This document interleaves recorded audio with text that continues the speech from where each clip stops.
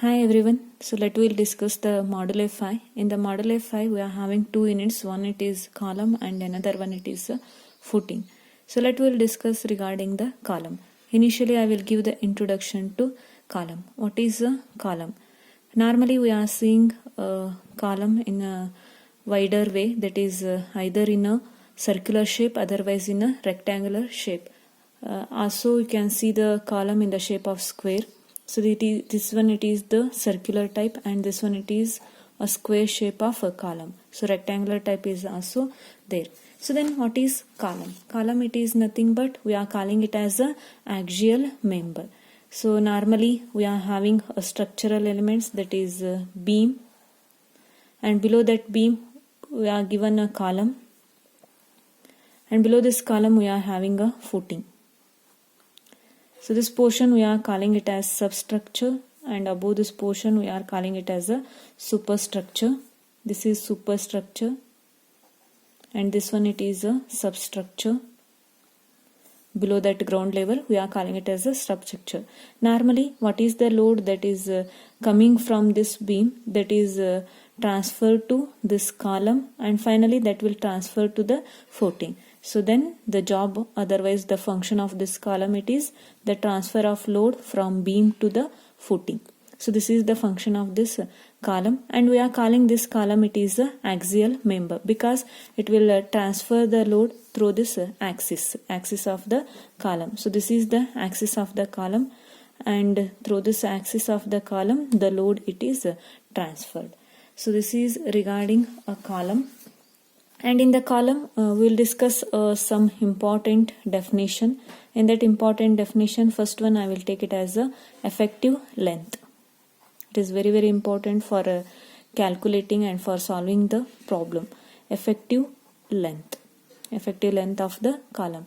So effective length it is nothing but, normally we have seen that the column it may buckle. When you have applied the load up to some limit, the column it will resist the load. So when it crosses its limit, automatically the column it will start to buckling. So in the beam we have seen that the deflection. In the same way in the column also we are seeing the buckling. So this effective length it may depends upon the end condition. End condition means for example we are having both ends fixed. Otherwise we are having either one end it is fixed and another one it is free. Like that we are having one end it is fixed, another one end it is hinged, like that. So we are having a different end condition here. So similarly last one condition it is both ends are hinged. Like that we are having a different end condition. Depending upon this end condition, this effective length of the column it will depends. So then we will discuss what is the meaning of this effective length. That is nothing but, I told that so here if you are applying a load, the load it is, we have assumed that the load it is acted along the axis of the column. When the load it is acted, the column may buckle like this. Buckling it is nothing but a failure of the column. The column may buckle like this, otherwise it may buckle like this. Like that we are having a different modes for this failure of the column. So this effective length it is nothing but a length between the points of contraflexure. This one it is the point of contraflexure. The length between the points of contraflexure of the buckled column. This one it is already a buckled column. I have shown the shape here. The length between the contraflexure of buckled column we have called it as a effective length. So this length I will consider it as a small letter L. Small letter L it is nothing but effective length of the column. So IS 456 it will give different methods for determining this effective length of the column for different end conditions. So you can refer, that is Annexure E in IS 456 for different end condition of this column. So how to determine the effective length? So that one you can see in the Annexure E of IS 456. And in the normal case, end conditions we can determine by using the that is effective length, we can determine by using different end condition. It is also available in the IS 456. So that is table 28 of IS 456, that will gives the column effective length for the column. So this is regarding how to determine the effective length of the column. And next we'll discuss regarding the second one important parameter, that is nothing but loads on column. Loads on column. I told that the load, it is transferred through the axis of the column. This one, it is the axis of the column, and here we'll consider that. So usually the end reaction of the beam and also load on the column supporting the beam and also the self weight of the beam, all these load you should consider it for the column. So here I will draw the diagram. The beam, it is like that, and below that we are having a column. So what are the types of load that will coming on the column is nothing but the column, it will get the load from the beams. So from the beam only the column will get the load, and also the end rotation of the beam. We know that the column may also get the moment, so that also you should consider, and the self weight of this column. So that one also you should consider for the load calculation of the column. The load on the column may be either it is central, otherwise it may eccentric.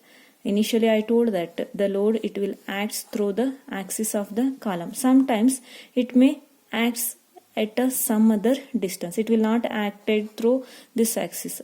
So apart from this axis, it will act like this. So this one we are calling it as eccentricity. So it may be eccentric apart from the vertical load. Here vertical load, it is acting, but your resultant, it will lies at this point. So this distance we are calling it as eccentricity. So from the structural analysis, we also know that the columns are subjected to movements. It may subjected to movements also. So these movements, it may uniaxial, otherwise biaxial. What is the meaning of uniaxial and biaxial? So for example, if we consider the column, we are having two principal axes. Assume that these two are the principal axis. So from the same load, suppose if this axis and if this axis, it is acted by the moment, then we are calling it as a biaxial moment. Suppose if it is acted through only one axis, that one we are calling it as a uniaxial moment. In the column, so either the moment it is uniaxial, otherwise it is a biaxial moment. So this is regarding loads on the column. And in the effective length, so we have already discussed effective length, it is nothing but it is a length of the column, and it is defined as length between the points of contraflexure of the buckled column. And also one parameter you should remember here, the smaller the effective length of a particular column, the smaller its danger of lateral buckling, and also it is having a greater capacity of load carrying. So this is regarding the effective length as well as load on the column. So next we'll see next one parameter, that is nothing but slenderness ratio. Slenderness ratio. Slenderness ratio, usually we are having a one equation, that is nothing but lambda, it is equal to L by K minimum. Here in this equation, lambda, it will represent slenderness ratio, and L we are calling it as effective length. K minimum, it is nothing but radius of gyration. So before going through the slenderness ratio, initially I should know what is the meaning of this radius of gyration. So for explaining this K minimum, nothing but a minimum radius of gyration, I have drawn a one diagram here. So this is one body, otherwise you can consider it as one particle. So I have assumed that whole this body weight, otherwise whole this body mass, it is concentrated at this point, and I will give this point, it is as a name I have given, that is O, and it is having a moment, so it is having some moment m, and I will assume that the whole mass, it is concentrated at this point. Similarly, so I will give this as figure A. Similarly, I am having another one diagram. In the another diagram, what I will do, I have drawn a simple this particle, and I will give the same name, that is O.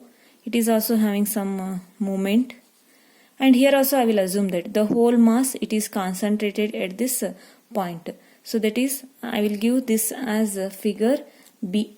So in this case, both figure A and figure B, the mass as well as moment of inertia of figure A and figure B, it is same. Why it is? Because we have assumed that whole mass is concentrated at this point. Here also whole mass, it is concentrated at this point.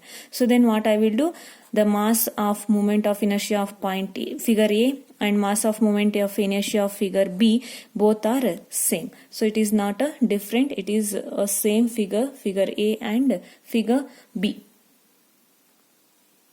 Using the previous example, so I will explain what is the radius of gyration. Radius of gyration, it is nothing but, for example, if I take a one column here, in this column, this one, it is the axis of the column, and from this axis of the column, I will assume that somewhere here the mass of this whole column, it is concentrated. So from this axis where the point it is there, so in this point the mass, it is concentrated. So that perpendicular distance, we are calling it as the radius of gyration.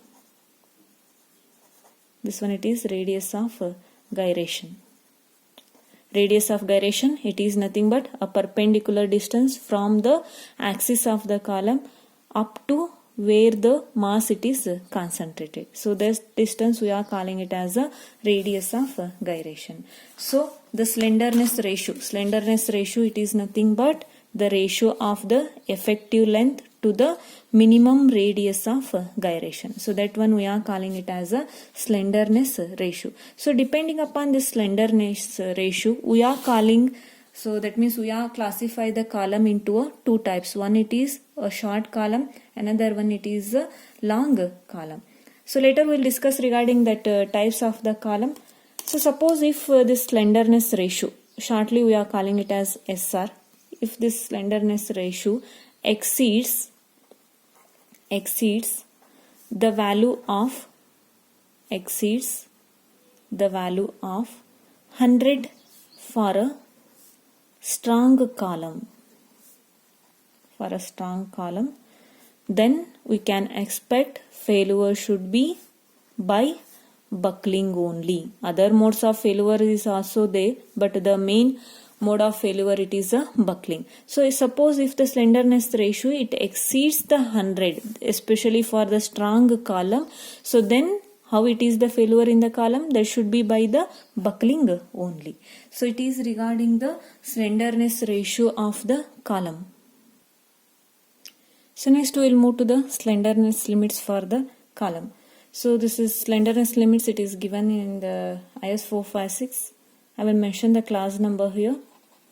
Class 25.3, class 25.3, IS 456 2000.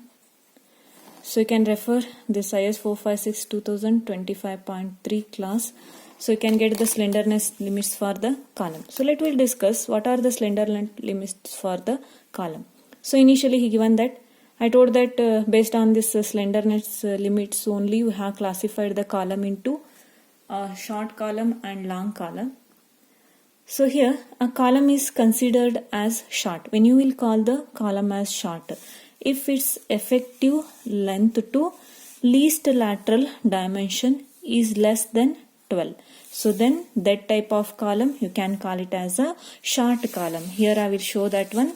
So just to see, short column, it is nothing but this one, it is the column. I will consider the square column. So this one, it is the axis of the column. In this column, the effective length, this one, it is the effective length. After buckling, you should take that length as the effective length. Okay, so this one, it is the effective length.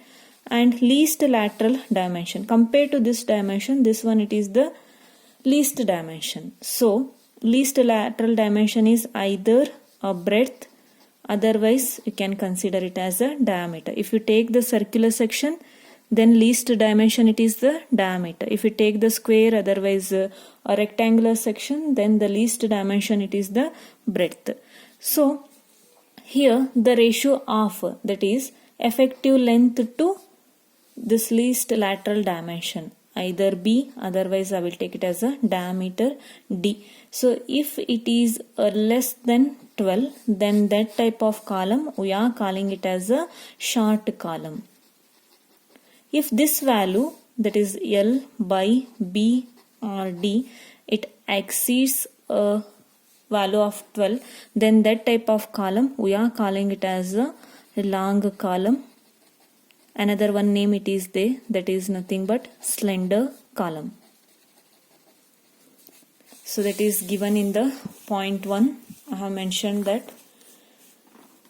So that is a longer column and a shorter column. Second one point I will consider now. The unsupported length L shall not exceed 60 times the least lateral dimension. So in the form of notation I have given effective length. So small letter L, it should not exceed 60 times of D, otherwise 60 times of breadth. If you take circular section, diameter you can consider. If you take a square or rectangular section, you should consider the breadth of the column. So next point it is there. So if in any given plane, one end of the column is unrestrained. Here repeatedly we are using the word restrained and unrestrained in the column problems. Restrained means the both ends are fixed.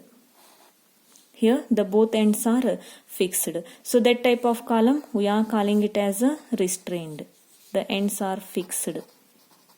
Unrestrained means it is free. So there is no fixity for this column. So if in any given plane, one end of the column is unrestrained, then L should not be greater than 100 into B square divided by D. So suppose if you make one end it is free, this is free and this is fixed. So if this is the case of the column, the effective length should not be more than this value. So that is the third one, slenderness limits for the column. In this equation, B it is nothing but width of the section and capital letter D it is nothing but depth of the section. So this is regarding a slenderness limits for the column section. So next we'll discuss regarding the minimum eccentricity. I told that regarding eccentricity already. What should be the minimum eccentricity value in the column? So IS 456 will also give the minimum eccentricity formula. So we need to calculate that minimum eccentricity for the column. So I told that in the column, normally if you are taking this one, it is the column. In the column, I told that theoretically we have assumed that the load it is transferred to axial. So that is through the axis the load it will transfer, and we have taken this one, it is the axis of the column. So suppose the load it is here, but the resultant may act some other point apart from the axis, then we will call this distance it is the eccentricity. So if you make a safe column here, what should be the minimum value for this eccentricity? So IS 456 it will give a minimum eccentricity value here. So why this eccentricity it will occur? It will depends upon the end condition mainly. I told that. So we are having different end condition, 4 end condition. Initially I have told that both ends are fixed. One end it is fixed, another end it is free, like that. So the eccentricity it is mainly depend upon the end condition. If the end condition it is safe, it is okay, then the load it should be acted through this axis only. So due to this different end condition, we are having a eccentricity. And another one important parameter why this eccentricity it will occurs, it is mainly due to the variations in the materials. Variations in materials. So these two parameters that will causes the eccentricity in the column. So we are having a minimum eccentricity formula in the IS 456. So that formula, it is nothing but we are having E minimum equal to L by 500 plus lateral dimension. Lateral dimension, it is nothing but either a breadth, otherwise it is a diameter. If you take a circular column, you should take the diameter. If you take the square, otherwise rectangular column, you should take it as a breadth of the column. So lateral dimension divided by 30. Here you need to substitute the effective length value and you need to substitute the lateral dimension value. So you will get the E minimum value. If the value it is within this E minimum, then your column it is safe against the buckling. So this is regarding the minimum eccentricity of the column.